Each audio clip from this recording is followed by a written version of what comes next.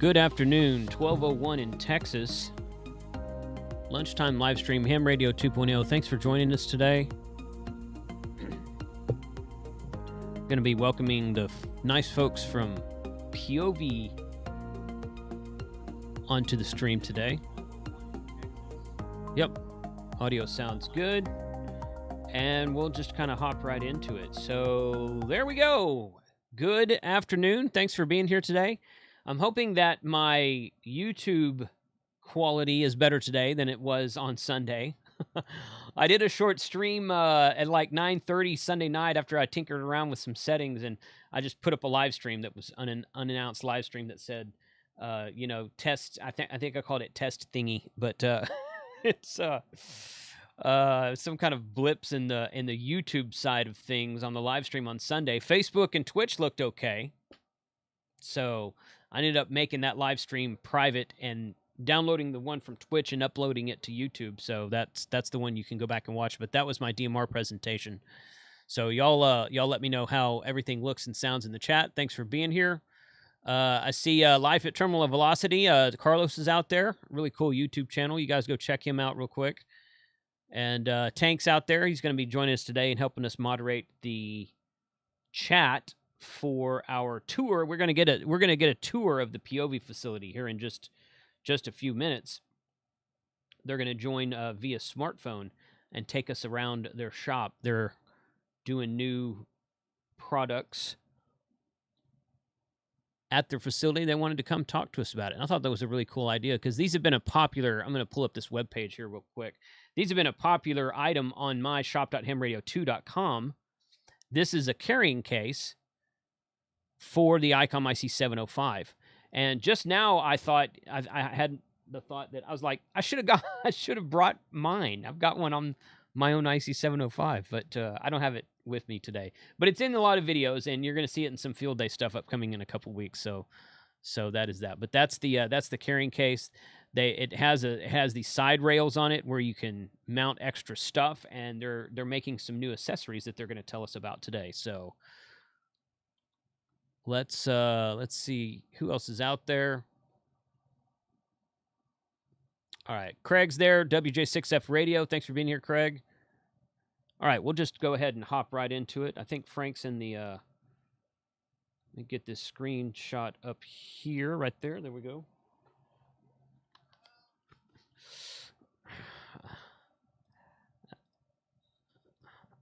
Okay, I am here. Let me bring you guys onto the stream. And good afternoon. How's everyone doing?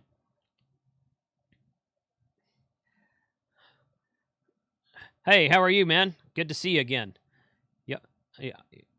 Yeah, for sure. Thanks for taking the time out today. Should be a fun tour of your facility there. Sure, yeah. So Frank's going to sit in the background and he's going to watch the chat. We got a live chat going on YouTube and Twitch and Facebook, a couple other places.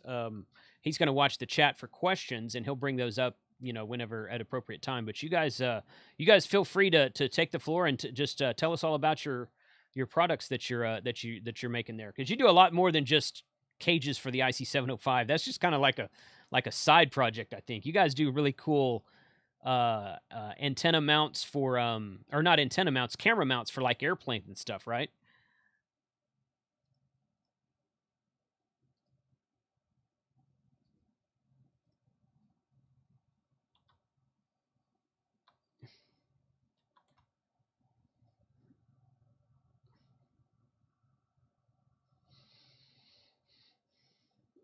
Yeah.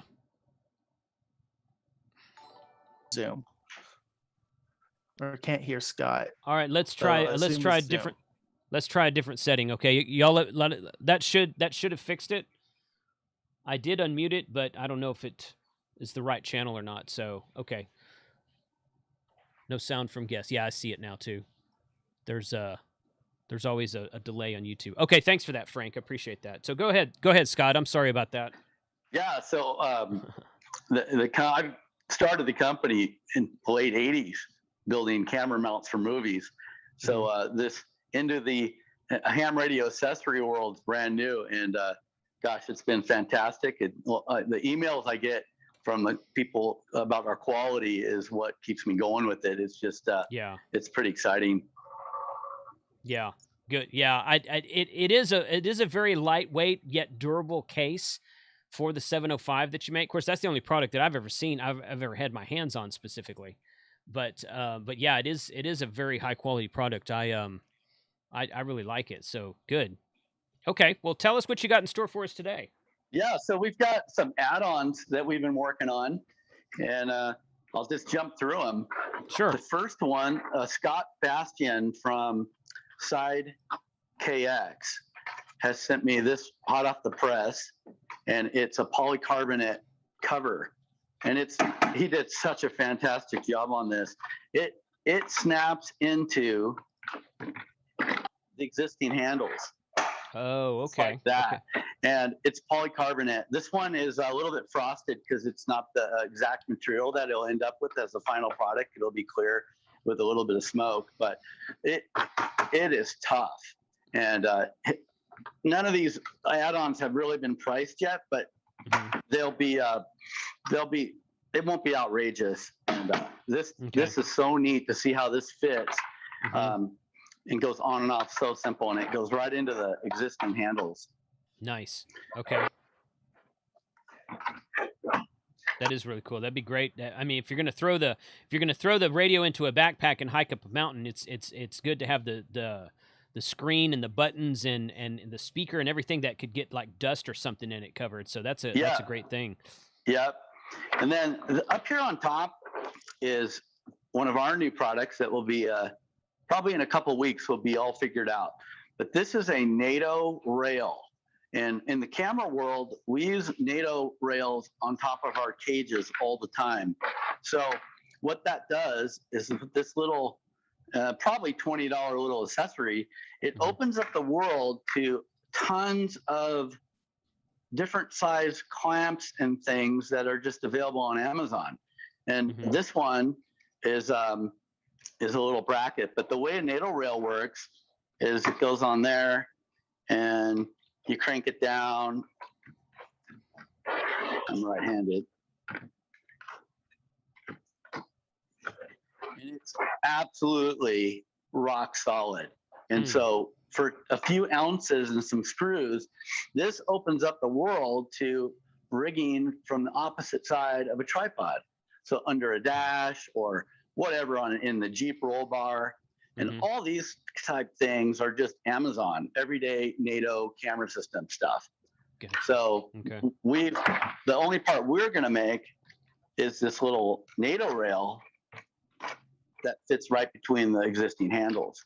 And all the accessories that we're coming up with, nothing with the basic cage has to be modified. So somebody that's already purchased the basic cage, all these things I'm showing you are just going to be little add-ons. Okay. Huh. That's interesting. Okay. Well, good. I think your video froze for a minute, Scott. There it is. Okay. Yeah. It's just a smartphone thing. That's no big deal. All right. Cool. Yeah. Then I've put this on for myself because I use the 705 in the airplane with headsets. So this is just a little push to talk that I made, and it could go in any open hole. Sometimes I fly with gloves, so I kind of made it robust, but basically it's just a little, you screw it in the hole and it's a push to talk that works with the Bluetooth headset. So it just takes over the push to talk circuit. Gotcha. Okay. The orange 3D printed cage, I've been asked quite a bit in emails about full cage. We're not sure we could make this yet in aluminum. These are really tricky moves, so we're still working this out. If we could actually get our machines to do some of these fancy curves, we'll make one in aluminum and try it out. The basic philosophy of our cages is not to really encase the whole entire radio.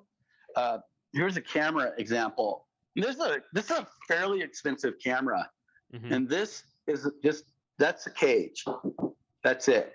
So the camera's not wrapped in an entire box, and Hey, FedEx guy, How are you? come on in. Yeah, I put the info box there. Yeah, Okay. yeah, right on. Thanks for coming, buddy. Have a good day. So we follow this principle that the cages are to add accessories, not to Right. if you drop this, you drop this. Mhm. So that's my design point of view. It's just it's how we feel about it. But I've gotten so many emails about a full cage. We're sort of exploring this. We might not be able to make it out of aluminum. It just could be too tricky.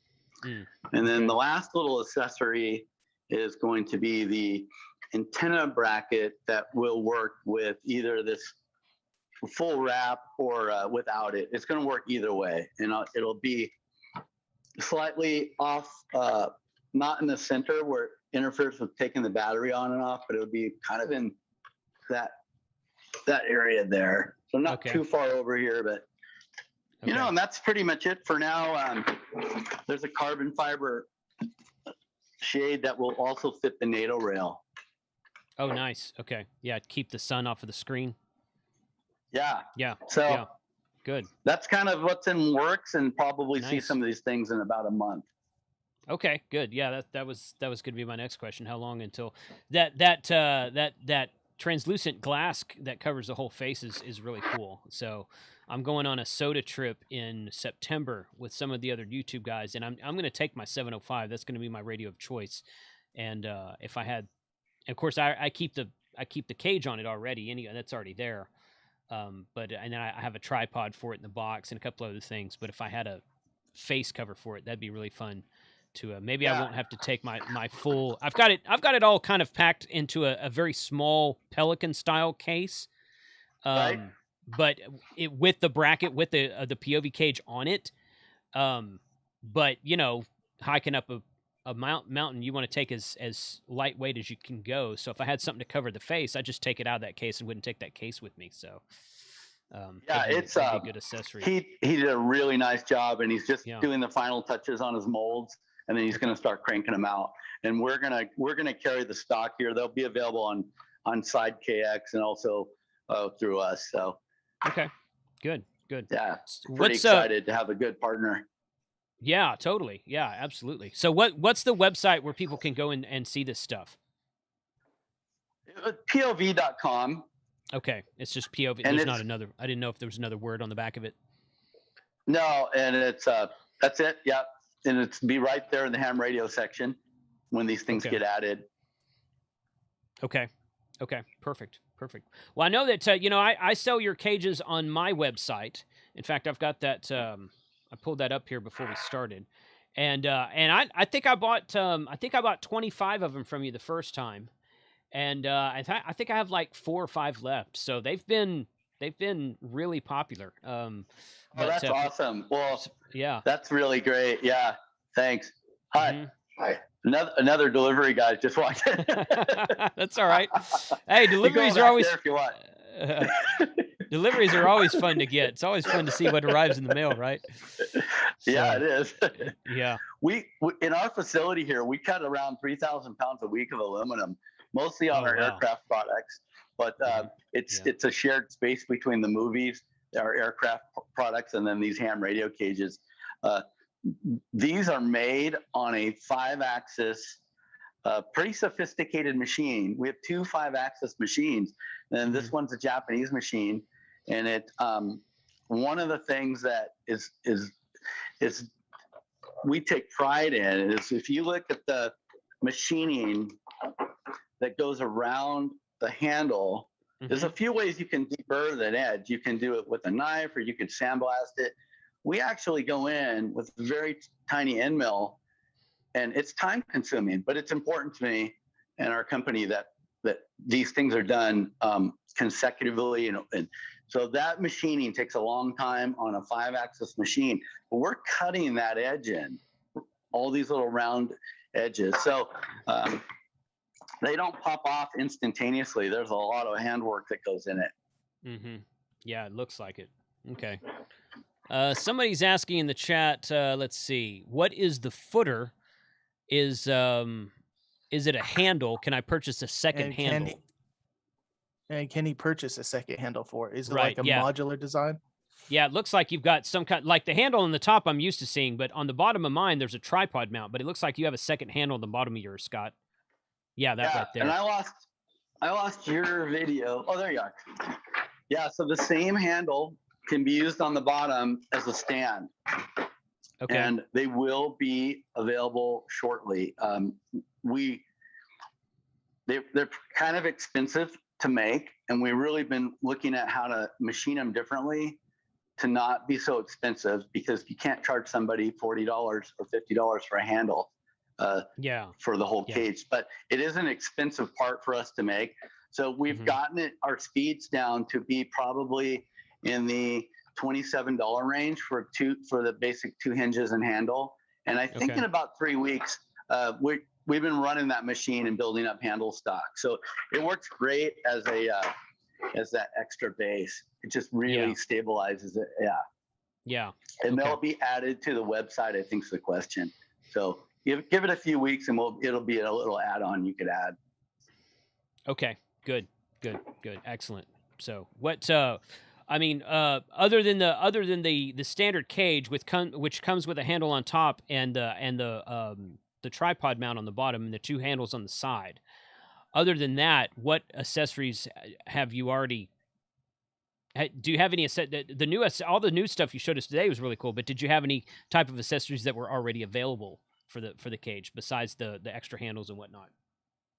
No, everything you've seen is sort of the world premiere. We haven't. Okay. We've been waiting to get with you and kind of show you what we've done. So this is the first time people have seen any of this worldwide with Ham Radio 2.0. Wow. So thanks for having us. That's great. Yeah. Yeah, it's always fun to do new products for sure. So, okay, well, cool, man.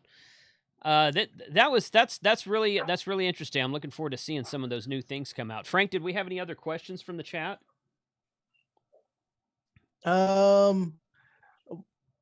do you anodize, if you don't mind talking about that? And another one was what type of machines you use as CNC machines? Oh, you bet. Yeah. So our aluminum comes in aircraft grade, and it's all part of the same picture of we make aircraft parts here. So we're under FAA scrutiny. So you can't make one thing that's not in the same quality realm under the same roof. So basically, we're making these things just like it was an aircraft part. They have paperwork that goes with it and processes that they follow. Again, you just can't upset the regular flow of how we build things. So we get aluminum in, and it must be USA aluminum. And we actually would lose our licenses if we brought in aluminum from overseas, a cheap grade. So the aluminum comes in from American companies. We do all the machining. We cut around 3,000 pounds a week, and then it's gone through a deburring process. Some of it by machine and some of it by hand, and then it goes into the anodizer. And the anodizer is a company based in Sacramento, so we don't do the anodizing here, and it usually is a week to 2 week turnaround. So a lot of times when we're trying to fill an order, we're actually waiting for the anodizers to come back, and that's a process they do, and they do aircraft grade anodizing. So the batches are very consistent with their thicknesses, so things always fit together from batch to batch. And then they come back here and we do the final packaging. But the anodizing process itself is pretty much the only thing we don't do in-house. And then as far as the CNC question, well, when you're ready, we'll go back there and take a look at the machines. Let's do it. Yeah. All right. Yeah. If you want to walk us back, that would be great. Yeah, it might be a little loud, so I got the earpiece in. We'll just see how it goes. Okay, that's fine. No problem at all. Live tour. This is fun.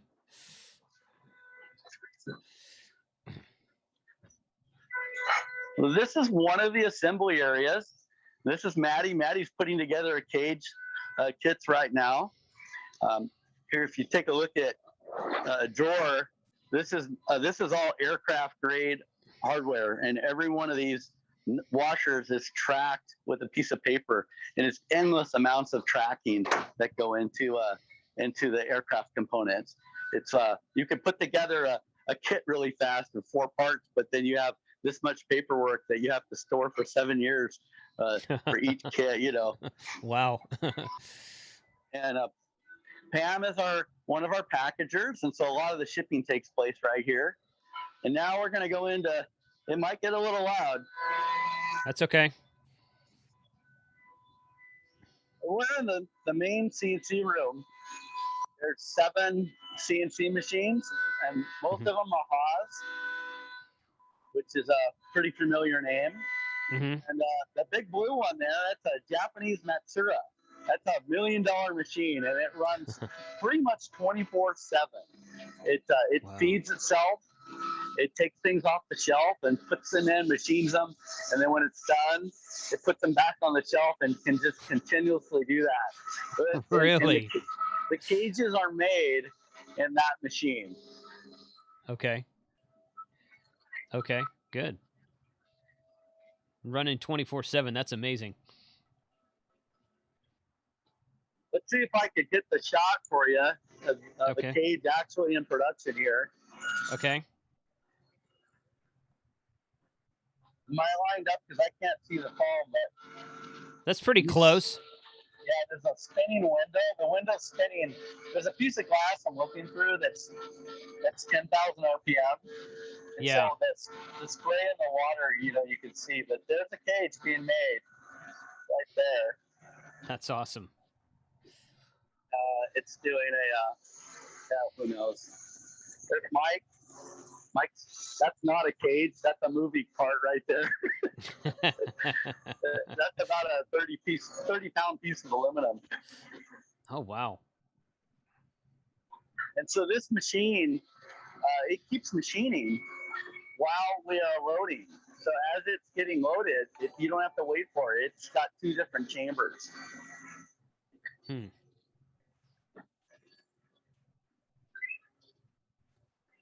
There's a cart of future cages. Mm-hmm. We take the center out, and then we use this for 3 of the other parts. So this goes back into the CNC machine for the night runs, and then we get 3 other parts out of the center.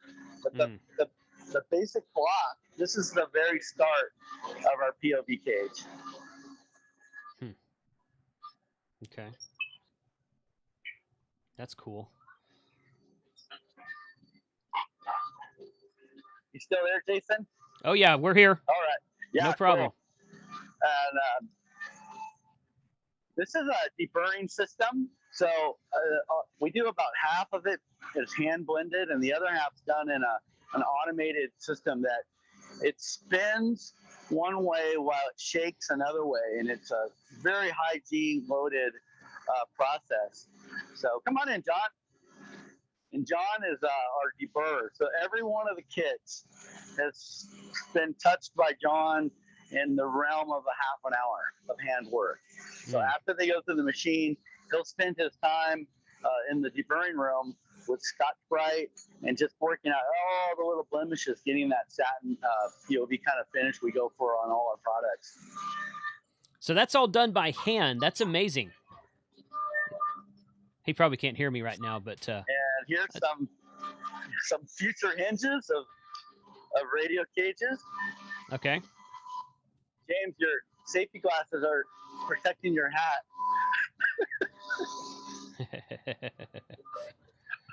I don't think anyone else even has them on their head. So good job, James. That's funny. Well, that's pretty much the shop tour there, Jason.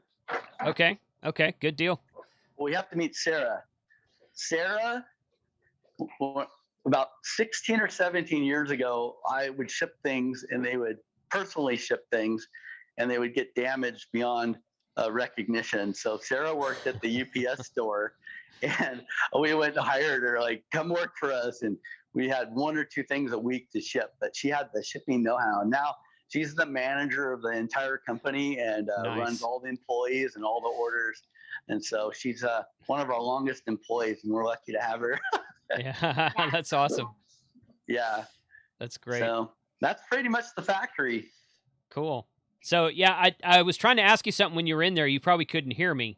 All of those you were saying all of those burrs are hand sanded. I guess not sanding's the not right word, but you were saying he was polishing them to get that Peovi shine to it that we're used to. That's all done by hand. Yeah, yeah. Wow. We go through an automated process that kind of starts it, but then they just go into a pretty brightly lit room, and John, as a master, works that all out with different kinds of hand tools and belts and things with Scotch-Brite and Wow. basically we think it's about 15 to 20 minutes per cage of hand polishing. So that's incredible. Otherwise you just don't get the look of our movie equipment. Right. Yeah. That's incredible that it's in this day and age that something like that is still done by hand. I just find that fascinating. Yeah. So, well, yeah, and you could, there's shortcuts. You can do sandblasting and other things, but there's this satin look, and you just can't get it. And obviously, our movie equipment is a little bit higher priced and higher caliber, but we decided everything would be the same. So these Peovi cages are in the same realm of that look. Nice. Very, very cool stuff. Great. Well, hey, man, this was a really fun tour. I really appreciate your time doing this. You have anything else for the audience? No. We're super thankful to the ham radio community to have just a product that started out as a gift for K6 UDA. Yeah, that's right. We made two, and it was a Christmas gift, and it's great. We're gonna. That's it, and I'll go on with the rest of my life. But overnight, when Bob put that on, the emails went off the charts. And again, thanks to you and your support for the product. The ham radio community has been so positive about these cages. And again, it's just it's so neat to be involved in it. For sure. Yeah, I remember Bob put all that picture of that first one on social media, and I'm like. And he's like, "Oh, these aren't for sale." And I'm like, "You can't go around and show pictures of something like this, man." So it was crazy. Yeah. I was teasing him about that for a while. We thought we were taking a 2-week Christmas break because we usually give the whole company 2 weeks off, and instantly we're here working like all night long, coming in at 3 a.m. I was coming in the morning, loading that Matsura just to keep it ahead of the orders. We couldn't get metal here fast enough, but we're finally caught up. Those first orders, people had to wait quite a while. Yeah. Well, you're rocking and rolling now, so that's all right. It's moving in the right direction. Frank, I saw a couple of questions in the chat. I'm going to grab real quick. Let me know if you have anything else. Charlie's asking, is there any plans to make cages for other radios or other products besides just the 705? Yeah, and I get a lot of emails of those. I haven't started anything. I'm sure it will happen. Okay. What's the 705 is a perfect match for an accessory cage. It's a great start. So what radio that would be? I do get emails on the 991. It's just hard to say. What radio that would be that we'd look at. But yeah, we're always open to ideas. I think that Elecraft would be a good contender because they make the small or some of the Chinese HF radios that Xiegu makes. They're a 5105, which looks a lot like an Elecraft, or the G90. Some of these smaller form factor radios, you would I would think. I mean, I don't know as much as the industry as you do, but I would think that would be kind of like an easy shoe-in, especially on the KX line from Elecraft. The KX2 and KX3 would be really cool. There's some Amazon kits you can get that do kind of the same thing with the ears on the side of the KX series and the plate over the front. Not really sure how good of a grade of metal those are. Probably not the quality that you guys are doing. So something like that might be might be something you think about anyway. I don't know. Yeah, and that's a good idea because then the accessories that go on this cage would also fit on anything with the 1/4-20 thread is and again that NATO rail is going to be the first thing that you'll see just because it makes holding the radio from the top so easy to do. It's just a no-brainer. and I'm going to put it in the Jeep with the roll bar mount, just Nice. on Amazon stuff, and we're just going to hold it right here. Okay. And it's a rock solid little rail. It probably weighs ounces, you know. Oh, wow. So- Okay. Okay. Perfect. Okay. What state are you guys in? We're in California. We're between Sacramento and Lake Tahoe. We're based here on a little airport called Georgetown. So Okay. if you're ever in the area of a town of 300 people, you know, stop on in. Okay. Our Okay. local club is having their field day here, and we're Oh, nice. I'm hosting it, I suppose, as Yeah. a ham, you know. But it's going to be a good field day here at the airport. Cool. Good. Excellent. Frank, any other questions from the chat? Frank, you there? Yeah. Can you hear me? Yes. Yeah, there you are. One question real fast. Will there be a screen protector or cover? Yeah. Other than that first thing he showed, that's kind of like a whole face protector. But what are they asking specifically for the screen only? I believe it'll be a screen only. Oh, It okay. just says screen cover. But yeah, you have that shipping protector or transport protector there, Mhm. which is a great thing to have in a backpack. Because man, Lord knows what is all you're going to get in that bag and dirt and Mhm. yeah. Yeah, so Yeah. we have it might, Scott, it might be the fact that we have more people watching now than we did when you were showing that at the beginning. So so they might have not someone in the chat right now might have not seen that in the first place. So show us that cover again real quick. That's Right, I'll I've got just your sit down. I've got your yeah, there we go. I've got your picture enlarged on the stream now. So Yeah, good. You could come on in a little bit, Gary. Come on down. Yeah. So this is a polycarbonate cover made by Side KX that we partnered with, and it is tough. He told me to twist it, and I mean, I don't think I could. I guess you could, but I sure can't get anywhere near to breaking it. And it's just going to snap in to between the handles, just like that. perfect. Yeah, see, that's awesome. Yeah, that was the first thing you showed when the stream started. So some people might have missed that if they weren't here at the beginning. But that's that's going to cover your screen, your knobs. It's going to keep dust from getting in between the buttons and the casing of the radio and whatnot inside your front-facing speaker and all that kind of good stuff. So that's going to be a good accessory, I think. Yeah, I think so too. And when I started with the carbon fiber shade, I basically made a small one to just kind of cover the screen. But it really, as in my airplane, it never did anything for the sun. So I've gone back to sort of a larger one, and it just works better. It'll come off in seconds with a quick release and stick it in your bag somewhere. But the final one will probably be a little bit in between this and a small one, but the same sort of thing. It won't just cover the screen though. It'll be a little bit bigger. Gotcha. Cool. Okay. That's perfect. What else, Frank? Any other questions from the chat? No, not that I see so far. I had one comment earlier in the stream. It says, Scott, man, you're the closest thing we have to real life Tony Stark. Iron Man. Oh, that's really cool. That's good. Oh, that's awesome. All right, Scott. Well, hey, man, thank you for your time today. This is some cool stuff. And someone made a comment in the chat earlier. Everybody's, and this is something I agree with, people are always excited to see when stuff is made in the USA in this day and age. So so the fact that all this stuff is made right there in California is really cool, I think. You got a lot of kudos from the chat when you said it's all made in USA and you source all your parts in USA. And we really did like that. Yeah. Great, you guys. And thanks so much for all your support. Yep. It's been fun to join you this morning. Sure. Yeah. Thank you very much for the tour. That was really fun to see. And I'll keep in contact with you on the accessories when they're ready. And I'm probably going to have to order some more cages from you soon because, like I said, I'm down to my last 4 or 5. Those have been really popular. All right, cool. We'll get them to you. All right, man. Thanks a lot. Y'all have a good one out there. Yeah. Thanks so much. Yeah, sure. No problem. We'll see you later. All right, Frank. What do you think?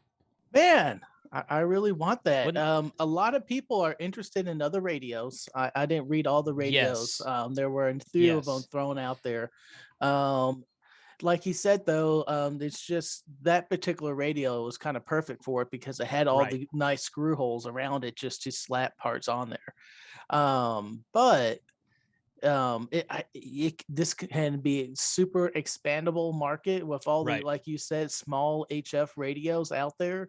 Mhm. The G90 might be a good one. The G90 might be a good one, I would think, because you could make well, and the G90, there's 2 or 3 companies already making stands for the G90 so that it kind of sits up like this, and so Mhm, mhm, the screen is facing you when you're using it, like on a park bench or something. mhm. So having something like that on it would be nice. Having a screen shade on it would be nice. Having something like uh, put an accessory on it to put a mic hanger or something like that. That would be kind of I'm cool. sure he's looking into all those options. Yeah. It seems like Hopefully. this market is exploding. So he could have found a new niche. I hope so. Yeah, I hope so. That's it's really really fun. Carlos asked about doing something for the FTDX10, and while I think that would be really fun, I don't think he's looking at anything that large of form factor right now. But we'll see. You never know. You never know. So Kyle is asking, can you say a bit about your feeling on how well it fits general assessment? The cages that I have fit absolutely perfectly. It's as snug as can be. They fit around the face of the 705. They have handles on each side of the 705, and they have the carrying handle on the top and a tripod mount on the bottom. And I just set mine on a tripod. If you watch my last I did a video about the MAT tuner for the 705, and I did a video about the Comet antenna that they kind of built sort of for the 705. I've got 2 or 3 more 705 videos that I'm working on in the background. I don't have anything coming out right now, but that cage is around the 705 in almost every video I've ever done with that radio. So you can go see that, and I put a lot of pictures of it on Instagram also when we started with that, when I first got it in stock. Yeah. So, all right, Frank, you want to talk about your T-shirt? Yes. Okay. I have a T-shirt finally. Woo! Let me dig up that. Wait, man, I should have had that link prepared. Man, I'm slacking on the Frank job. Yeah, you are. Yeah, you are. Can I go ahead and share that link? I got it right here. You can share the link, and I'll put it up on the screen real quick. Let me get back to the right window. Right there. And again, this is the Peovi cage that we're looking at right now. And if we go, actually, it's pretty much right there on the front of the home screen, right there. Yeah, look at that. Look at that. Tank Radio officially has a T-shirt. Yeah. Well, it's not official yet. It's a pre-order. She's working on the design. Yeah. She was supposed to have the design ready last night, so I'm waiting to hear from her. I haven't heard from her today yet. My T-shirt printing lady. She's local here, so I do all my stuff local, so I don't have to pay for shipping of products. And I sent this to her. I sent her 2 or 3 other designs. You're going to see some cool designs upcoming. Hopefully by the Friday shopping video this week. Fingers crossed, I'll have several new things to debut on the Friday shopping video this week, but this is one of them. So these are going to be on pre-order. I'm going to get the actual mock-up design hopefully today. And then once we have the mock-up design, then we'll get the templates printed. Once we get the templates printed, then we can do the on-demand T-shirt thing. So we're still a few weeks out, but they're available for pre-order now if you guys want to support Frank. All of the proceeds for the Frank T-shirts go to Frank. I share the proceeds of if you guys buy K6ARK T-shirts or Ham Radio DX. This is a T-shirt that Hayden sent me. So if you guys buy other YouTubers T-shirts on my website, I share proceeds with those. But Frank has been with me and working for free for like a year and a half now. So Frank's getting 100% of the proceeds after cost on his T-shirts to go to help support his channel. Thank you. I pay literally everything out of my pocket. Jason does help me out on the travel expenses once I'm there, but everything else is. Yeah, you froze again. I think Zoom was acting weird earlier. I think I might have lost you. All right, so we'll get back to Frank here. To get them in. You blipped for a second there, Frank. Can you hear me? All right. Yeah, the Zoom connection earlier was giving me fits. I don't know if it's on my end or his end. He said he was getting I'm internet back. unstable connection. Yeah. Are you back now? Yeah. Okay. But yeah, I was just saying, man, I'm looking forward to these t-shirts. Thank you, Jason, for putting them up in the store. And if they do great, we'll do more products. We'll do more of them. Yeah, I want to get a hat with that tank in the middle of it. I think that'd be awesome. Be a fun design. I did tell you I was going to, for one of the streams, I wanted to, for the Ham Radio Ham Fest, have like a printout, and I was just going to pin it to my shirt and like, look, I got my t-shirt. That's right. I forgot about that. Yeah. Oh, that would have been fun. Yeah. That would have been fun. Oh boy. Okay. Yeah. Okay. So it's all good stuff. But so what do we got? What have we got upcoming, Frank? Upcoming. Well, in a couple of weeks, we got Field Day coming up. That's going to be fun. I can't wait to do that. And we're going to be cooking brisket. We haven't decided how many stations. Somewhere between 2 and 3 and maybe 4 stations. Probably 3. Probably 3 stations. We'll see what Noel has. I know Mike will have his station. I'll have my station, and I guess maybe we could do 4. It really kind of depends on if the bands are open. You know, a lot of the times, if only 20 and 40 are open, then it doesn't make much sense to do more than 2 stations, unless you can set your antennas far enough apart to where you could work digital or CW on one station on the same band as a sideband on a second station. But a question though, I did order the bandpass filter. It might not get here in time for Field Day, but when 15 and 40 are open, or 20 and 40 are open, is the 15 bands usually open? There's just not a lot of activity there. You know, here lately, I've been seeing openings on 6 meters, 10 meters, 15, 17, 20, 30, and 40. 20 and 40 are generally speaking on FT8, are generally always open, depending on what time of day you're looking at. But I've been seeing a lot more openings. I've made several contacts on 6 meter FT8 recently, 10 meter FT8. 17 has been on fire. Now, you can't use 17 and 12 meters on Field Day because those are considered work bands. I don't remember if you can use 30 meters on Field Day or not, but I think not. I think 30 meters is still considered a non-contesting band. Wayne says FT8 you could do on 15. Yeah, you could. Yes. Yeah. There's did I say 15? I said 17. But I've been seeing some really cool South American DX on 15 meters on FT8 in the last month. So Chile, Paraguay, Ecuador, a lot of Mexico stations, Costa Rica, 2 or 3 guys down in Costa Rica, Brazil.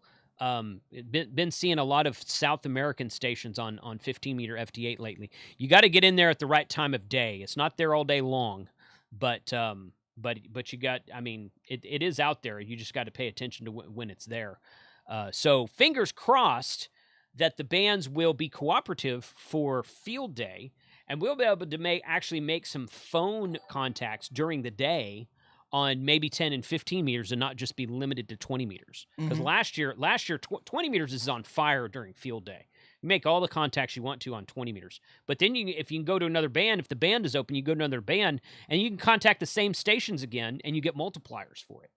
So yeah, I'm really hoping to make some 6 meter and 10 meter and 15 meter contacts on Field Day, as well as 20 and 40. And I know that Mike's, I can't remember if he's got his DX Commander set up to do 80 meters or not. I think he does. I think we were using 80 meters at Winter Field Day.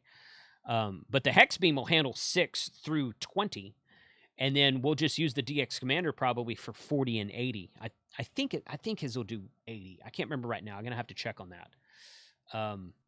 But if not, I have an infed half wave I might use for 80. So I'll be bringing my satellite antenna, so we're going to give that a shot. The one issue I think I'm having right now, my phone, when I'm tracking across the sky, the path across the sky, I think it might be too close to the antenna and all the metal in it. So when I get it farther away, I'm seeing it be more accurate. But when I have it kind of close, and I want to kind of keep it close so the antenna and phone are pointing at the same place as I change the orientation of it. but I think that's causing interference in the tracking. So I might have to have it extended out or figure out another way how to track it across the sky. Since I am getting very interested in build videos, I am wanting to do maybe one of these days an automated tracking system. That'd be cool. Yes. Now that's what you need to talk to Randy about. So my buddy Randy, that's big into AMSAT. That's what you need to talk to him about. So, is he local? Yeah, he's in Keller. Yeah, Keller. he's Yeah. in Keller. No, I Yeah. think I sent a couple of emails. I think you did. I gave him Like, your put info. the squash. Right.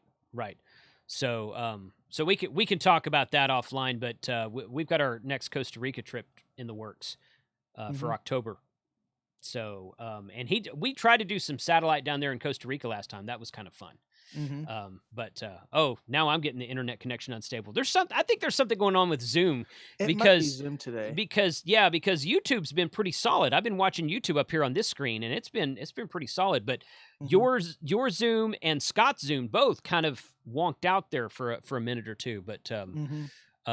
But yeah, so all right. So Wayne is asking, you guys going to stream some field day stuff? Yes, if I can get the internet to work. That's always the question. You know, the internet at the Deer Lease is not great. So I might try to live stream something on Saturday or maybe Sunday. We're probably field day ends at 1 p.m. our time on Sunday. So we're going to pack up and come home. We're going to do our normal Sunday live stream that night.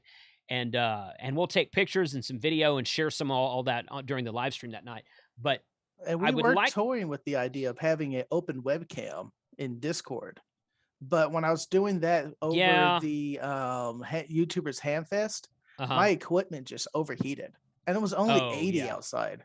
Yeah. So even if we did slim down and other things, I'm feared that those computers themselves, especially, in June heat, late June heat, it's just not going to last. Right. Yeah. Unfortunately, that might be true. But doing an all-day thing's probably not a good idea. But I would like to think that we could get something going for, if we can get the internet to work on someone's smartphone. 2 or 3 of us have hotspots. I'll just stream straight from this. I'll just take my phone and turn it horizontally and hit go live, and we'll just walk around with the phone on the gimbal. And that's how we did at Hamcom that last year. That last time we streamed from there because their internet inside was so crummy. We went outside, and all of our computer equipment's inside, so we couldn't take the computer. So we just used the phone on the gimbal and walked around and talked to people, and that worked okay. So we might do something like that on Saturday, a field day. I don't know yet.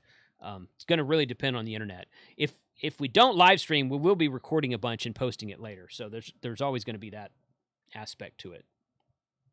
But cool, man.